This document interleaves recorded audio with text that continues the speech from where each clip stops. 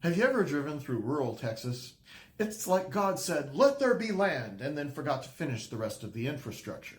It's a vast swath of land that politicians swear they love during an election season, right before they vanish faster than a bureaucrat when you say the words budget cut.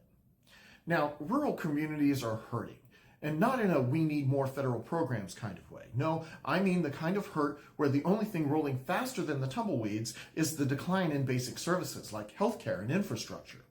So let's talk about what rural Texans generously call healthcare. It's like the Wild West, but with fewer horses and more Dollar Generals per capita than actual doctors. See, most of these communities don't have doctors. They have what I like to call medical unicorns. They exist technically, but no one's seen one in the wild since Ron Paul was in Congress. Seriously, you can sprain your ankle in half of these towns, and your best bet is a prayer circle, a bottle of expired Tylenol, and some friendly advice from Carl behind the gas station counter, who also fixes tractors and DJs weddings. In some parts of Texas, your nearest doctor is a Google search and a strong Wi-Fi signal away. And God help you if you need mental health care. You might get referred to a therapist who, it turns out, is just Larry, who trims the hedges at the church and owns every single season of Dr. Phil on DVD. And he's not sharing. You've got a better shot at talking to a cow and hoping for emotional support in moos. And why don't doctors stay? Well, because the regulatory and licensing nightmare in this country makes it harder for a doctor to set up shop than for a teenager to open a lemonade stand without triggering a citywide zoning audit.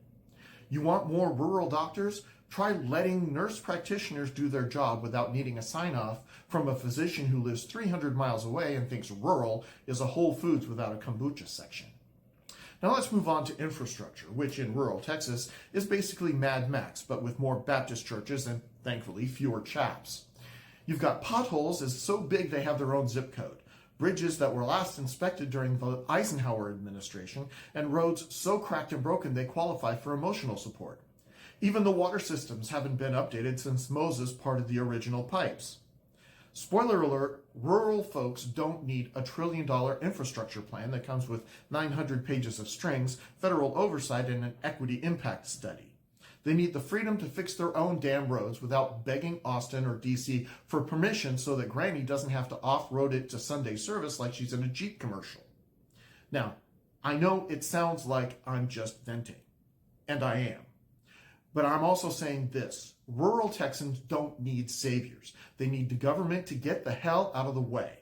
They let them keep more of what they earn. Let them make local decisions. Give them the freedom to attract the doctors and fix the roads as they see fit. These are some of the hardest working, most independent people on the planet. They don't need pity, they need power. So here's to rural Texas, tough as boot leather, smart as hell, and still waiting for the government to realize that it's the problem, not the solution.